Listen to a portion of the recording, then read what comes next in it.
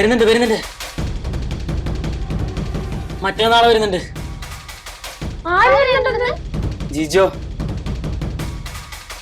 അന്ന് എന്നെ വിളിച്ചു പറഞ്ഞ ആ വഴിക്ക് പോയാനാ. അവനിങ്ങ് വരട്ടെ. അവൻ കാരണം ഞാൻ എന്തൊക്കെ അനുഭവിച്ചു. കൂടെയുള്ളവരെ ചതി വരെ ഞാൻ നേരിടേണ്ടി വന്നു. അതിന്റെ കൂടെ ഞങ്ങൾ കെട്ടി താങ്ങിക്കണം കേട്ടോ. കഴിഞ്ഞതൊക്കെ കെട്ടിപ്പൂട്ടി എടുത്ത് കളഞ്ഞൂടെ മിസ്റ്റർ? അല്ല, ഞാനൊരു കാര്യം ചോദിക്കട്ടെ. കഴിഞ്ഞ പ്രാവശ്യം ജിജു ഇതുപോലെ നിന്നെ വിളിച്ച് പറഞ്ഞതിൽ നിന്നാണല്ലോ പ്രശ്നങ്ങളൊക്കെ തുടങ്ങിയത്. ആ അതെ. അപ്പോ ഇത്തവണ തന്നെയല്ലേ സംഭവിച്ചേക്കുന്നത്. ജിജു ആലിസ് മാഡത്തിനോട് പറയാതെ നിന്നെയല്ലേ വിളിച്ച് കാര്യങ്ങളൊക്കെ സംസാരിച്ചേക്കുന്നത്. അതിലിപ്പോ എന്താ? വരുന്നില്ല എന്നുള്ള കാര്യമല്ലേ മാഡത്തിനെ അറിയിക്കേണ്ടുള്ളൂ. വരുന്ന കാര്യം ഇനി അവിടെ പോയി ബോധിപ്പിക്കേണ്ട കാര്യമില്ലല്ലോ. അതെന്നെ ബോധിപ്പിക്കണ്ടല്ലോ. ആര് പറഞ്ഞു ബോധിപ്പിക്കണ്ടെന്ന്? ബോധിപ്പിക്കണല്ലോ. ജിജു ഇവിടെ ജോയിൻ ചെയ്യാൻ വരുമ്പോ ആലിസ് മാഡം ചോദിക്കും, നീ ആരോട് ചോദിച്ചിട്ടാ ലീവ് എടുത്തതെന്ന്. അപ്പൊ സ്വാഭാവികമായിട്ടും ജിജു സോനുവിന്റെ പേര് പറയും. അതിന്റെ പേരിൽ ഇവിടെ ഒരു റൗണ്ട് സംസാരം ഉണ്ടാകും. ആലിസ് മാഡം എന്ത് ചെയ്യും? ആലിസ് മാഡം ജിജുനോട് ചോദിക്കും, സോനു ആരാ ഇവിടുത്തെ കാര്യങ്ങളൊക്കെ തീരുമാനിക്കാനെന്ന്. അതൊക്കെ കഴിഞ്ഞ കാര്യല്ലേ. ആ സംസാരം അവിടെ കൊണ്ട് തീരില്ലേ? തീരില്ലല്ലോ. ആ സംസാരത്തിനിടക്ക് ജിജോയുടെ വായി നിന്ന് വീടും വരുന്ന കാര്യവും സോനുവിനെ വിളിച്ച് പറഞ്ഞായിരുന്നു. അയ്യോ, അല്ല, നീ പേടിക്കാൻ വേണ്ടി പറഞ്ഞതല്ല, ഞാനൊരു സാധ്യതയാ പറഞ്ഞത്. അഥവാ ജിജോയുടെ വായിന്ന് അങ്ങനെ വീണ നിന്റെ കാര്യം തീർന്നു മോനെ. അയ്യോ, അങ്ങനെ ഒരിക്കലും സംഭവിച്ചോടാ. ഇതിന്റെ പേരിൽ ഞാൻ അനുഭവിക്കാനുള്ളതൊക്കെ അനുഭവിച്ചു കഴിഞ്ഞിട്ടുണ്ട്. ഇനി ഒരിക്കലും ആദ്യം തൊട്ട് എനിക്ക് പറ്റത്തില്ല. ശരിയാ, ഞാനും അത്രയും കടന്ന് ചിന്തിച്ചില്ല. കടന്നും കിടന്നും ഒക്കെ നമ്മൾ ചിന്തിക്കണം. അല്ലെങ്കിൽ പണി എവിടെന്നാ കിട്ടുന്നെന്ന് പറയാൻ പറ്റൂല. ചേടാ, ഇതിപ്പോ ഞാനിഞ്ഞ എന്ത് ചെയ്യും? നീ ഒരു കാര്യം ചെയ്യ്, ആലിസ് മാഡത്തിനോട് നേരിട്ട് കാര്യം പറ. ഇതും കൂടി അറിഞ്ഞു കഴിഞ്ഞാൽ അവരെന്നെ കടിച്ചു കയറും. എടാ പൊട്ട, ഇത് നീ ആലിസ് മാഡത്തിന്റെ അടുത്ത് നേരിട്ട് പോയി പറഞ്ഞു കഴിഞ്ഞാല് മാഡത്തിന്റെ വായിന്ന് നിനക്ക് കേൾക്കുന്ന തെറിയുടെ അളവ് ചെറുതായിരിക്കും. പക്ഷെ ഇത് ജിജോയുടെ വായിന്നാണ് മാഡം കേൾക്കുന്നെങ്കിൽ നിനക്ക് കേൾക്കുന്ന ചീത്തയുടെ അളവ് വളരെ വലുതായിരിക്കും. പിന്നെ മാഡം വന്നിട്ട് ഞങ്ങൾ രണ്ടുപേരും കൂടി അറിഞ്ഞിട്ടാണോ നീ ഇത് ചെയ്തെന്നറിഞ്ഞാൽ പതിവ് പോലെ ഞങ്ങളുടെ രണ്ടുപേരുടെ സ്വയരക്ഷയ്ക്ക് വേണ്ടിയിട്ട് ഞങ്ങൾക്ക് നിന്നൊറ്റ കൊടുക്കേണ്ടി വരും. അതുകൊണ്ട് നീ നന്നായിട്ട് ആലോചിച്ച് എന്താന്ന് വെച്ചാൽ ചെയ്തോ, അല്ലേ? അതെ, സൂര്യ പറഞ്ഞാലും കാര്യമുണ്ട്. നീ മാഡത്തിനോട് പറയുന്നതായിരിക്കും നല്ലത്. അപ്പോ പറയാലേ? പറയാം.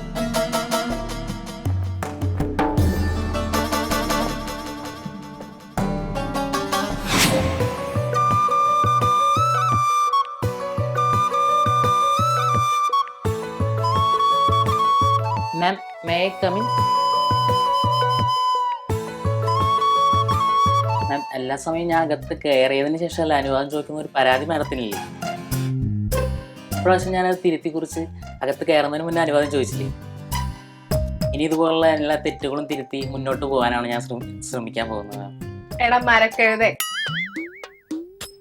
പെർമിഷൻ ചോദിച്ചാൽ മാത്രം പോരാ, പെർമിഷൻ കിട്ടിയതിന് ശേഷം വേണം അകത്ത് കയറാൻ. അത് മനസ്സിലാക്കാനുള്ള കോമൺ സെൻസ് പോലും ഇല്ല എന്റെ പൊന്നു മഴു. ഓ, അങ്ങനെ ഒരു സംഭവം ഉണ്ടായിരുന്നല്ലേ? Sorry ma'am. ഇനി അങ്ങോട്ട് തെറ്റുകൾ തിരുത്തി മുന്നോട്ട് പോകുമെന്ന് പറഞ്ഞ കൂട്ടത്തിൽ ഞാൻ ഇത് ശ്രദ്ധിച്ചോളാം. എനിക്കതിൽ ഒരു പ്രതീക്ഷയില്ല മാം. ഇങ്ങനെയുള്ളതാണ് എന്നെ പുറകോട്ട് വലിക്കുന്നത്. എന്റെ പൊന്നു സോനു, എനിക്ക് നിന്റെ കഥാപ്രസംഗം കേൾക്കാനൊന്നുള്ള സമയമില്ല. നിനക്ക് എന്താണ് പറയാനുള്ളതെന്ന് പറഞ്ഞിട്ട് ചെയ്യാനുള്ള പണി പോയി ചെയ്യാൻ നോക്ക്. വന്ന കാര്യത്തിലുള്ള രത്നചൂർക്ക് ഞാൻ പറയാം മാം. മുമ്പേ സമാനമായ ഒരു സംഭവം സംഭവിച്ചപ്പോൾ ഞാനിത് മാമിനോട് പറഞ്ഞില്ല എന്നുള്ളതായിരുന്നു പ്രശ്നം. അതുകൊണ്ടാണ് ഞാനിത് മാമിനോട് ആദ്യമേ പറയാൻ വേണ്ടി വന്നത്. എന്താ കാര്യം? മാം, ജിജു എന്നെ വിളിച്ചിരുന്നു. ഇത്രയും ദിവസത്തെ ലീവിന് ശേഷം നാളെ തിരിച്ചു വരുന്നു എന്നാ പറഞ്ഞത്. എന്നിട്ട് അത് അവൻ നിന്നെ വിളിച്ചു പറഞ്ഞു അല്ലേ? എക്സാക്ട്ലി. ഇതിനു മുമ്പ് ഇതുപോലൊരു സിറ്റുവേഷൻ ഉണ്ടായപ്പോ ഞാൻ നിന്നോട് എന്താ ചോദിച്ചേ? എന്നോട് വിളിച്ചു പറയാൻ ഞാൻ ഈ കമ്പനിയിൽ ആരാണെന്നല്ലേ ചോദിച്ചത്. ഇപ്പോഴും അതന്നെ എനിക്ക് ചോദിക്കാനുള്ളത്. ഇതൊക്കെ നിന്നെ വിളിച്ചു പറയാനാണെങ്കിൽ ഈ ക്യാബിനകത്ത് ഈ കസേരയിൽ ഈ ഡെസിഗ്നേഷനിൽ ഞാൻ എന്തിനാ ഇരിക്കുന്നത് സോനു? ഇതൊക്കെ എനിക്ക് വില തരാതിരിക്കാനുള്ള നിന്റെ വൃത്തികെട്ട പരിപാടിയാണെന്ന് മനസ്സിലാക്കാതിരിക്കാൻ ഞാൻ പൊട്ടിയല്ല. അങ്ങനെയൊന്നും ഞാൻ മനസ്സിൽ പോലും വിചാരിച്ചിട്ടില്ല മാം. അതും വേറെ ആരെങ്കിലും കിട്ടിയില്ലല്ലേ?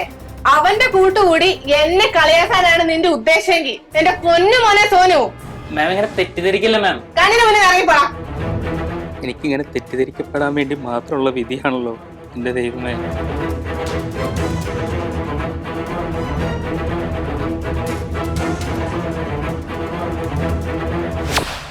എനിക്കുറപ്പാ ഇവനോട് ഓവറാക്കി ചളക്കിയത് തന്നെയായിരിക്കും. സത്യമായിട്ട് ഞാൻ നശിപ്പിച്ചിട്ടില്ല. ഞാൻ കാര്യങ്ങൾ വളരെ വിദഗ്ധമായി പ്ലാൻ ചെയ്തിട്ടാണ് അവിടെ പോയി പറഞ്ഞത്. പക്ഷെ പാളിപ്പോയി. ദയവ് ചെയ്ത് ഇനി എന്നോടൊരു ഐഡിയ ചോദിക്കരുത്. അല്ലെങ്കിൽ ഇവനെ പറഞ്ഞിട്ട് എന്താ കാര്യം? ഇതുപോലൊരു പൊട്ടനെ ആണെങ്കിലും അങ്ങോട്ട് പറഞ്ഞു വിടണമെന്നുള്ള ബോധം എനിക്കുണ്ടാവണമായിരുന്നു.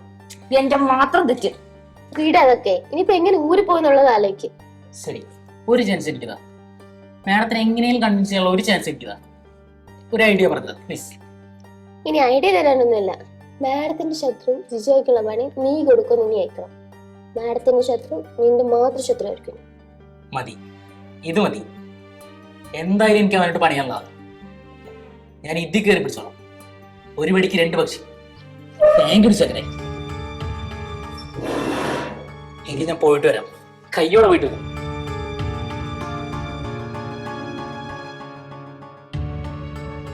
എന്റെ പൊന്നോ, ഇങ്ങനൊരു പൊട്ടൻ. ഒരു കാര്യം വെച്ച് നോക്കിയാൽ ചില സമയത്ത് മരപ്പൊട്ടന കാര്യങ്ങൾ എങ്ങനെ ചെയ്യണം അങ്ങനെ ഒരു ഐഡിയ ഇവനില്ല. ഞാനിങ്ങനെ അയക്കണമായിരുന്നു. നിന്നോട് ഞാൻ മര്യാദക്ക് ഇറങ്ങി പോകാൻ പറഞ്ഞല്ലേ, പിന്നെ നീ എന്തിനാ ഇങ്ങോട്ട് കെട്ടിയിരുന്നല്ലേ വന്നേ? മാം, എന്നെ അടിച്ചിറക്കുന്നു. ഞാൻ പറയുന്നത് കേക്ക് മാം. നിന്റെ സൗകര്യത്തിനനുസരിച്ച് കാര്യങ്ങൾ കേൾക്കാനിരിക്കുന്ന ഒരാളല്ല ഞാൻ. മാം, മാഡത്തിനോട് ഉപകാരമുള്ള ഒരു കാര്യമാണത്. എനിക്ക് ഉപകരിക്കുന്ന കാര്യങ്ങൾ ചെയ്യാൻ എനിക്ക് നന്നായിട്ട് അറിയാം സോനു. മാമിന് ചെയ്യാൻ കഴിയില്ലെന്നല്ല ഞാൻ ഉദ്ദേശിച്ചത്. മാഡത്തിന്റെ ശത്രു തന്നെ എന്റെ ശത്രുവായി കണ്ട് ഈ ഓഫീസിൽ നിന്ന് പുറത്താക്കാനുള്ള കാരണം ഞാൻ കണ്ടുപിടിച്ചത്. Please trust me ma'am. ഇവിടുന്ന് വാങ്ങുന്ന ശമ്പളത്തിന്റെ നന്ദിയായി കണ്ടാൽ മതി. മാഡം ഒരു വാക്ക് പറഞ്ഞാൽ മതി. ഇന്ന് തന്നെ വേണ്ട പണികൾ ഞാൻ എടുത്തോളാം. എനിക്കിതൊക്കെ ഒറ്റയ്ക്ക് ചെയ്യാൻ അറിഞ്ഞുകൂടാത്തോണ്ടല്ല, പക്ഷെ ഞാൻ കളത്തിലിറങ്ങി കളിക്കാൻ അവൻ അർഹിക്കുന്നില്ല. അതുകൊണ്ട് അവനെ പോലെ ഒരു കഴിവില്ലാത്തവനെ കൊണ്ട് തന്നെ റിവെഞ്ച് ചെയ്യിപ്പിക്കണം എന്ന് ഞാൻ തീരുമാനിച്ചു. അതുകൊണ്ട് നിന്റെ ഓഫർ ഞാൻ സ്വീകരിക്കുന്നു. വെയിറ്റ്. ഹലോ ആ പപ്പ, അത്യാവശ്യമായിട്ടൊരു കാര്യം പറയാൻ വിളിച്ചതാ. ഇവിടെ ഓൾറെഡി നന്നായിട്ട് പണിയെടുക്കുന്ന 3 സ്റ്റാഫുകൾ എനിക്കുണ്ട്. അതിന്റെ പുറമെയാണ് പപ്പ ആ പഴയ സ്റ്റാഫിനെ എനിക്ക് അയച്ചു തന്നത്. അതുകൊണ്ട് ദയവ് ചെയ്ത് ആ ജിജോയെ പപ്പ തിരിച്ചു വിളിക്കണം പ്ലീസ്.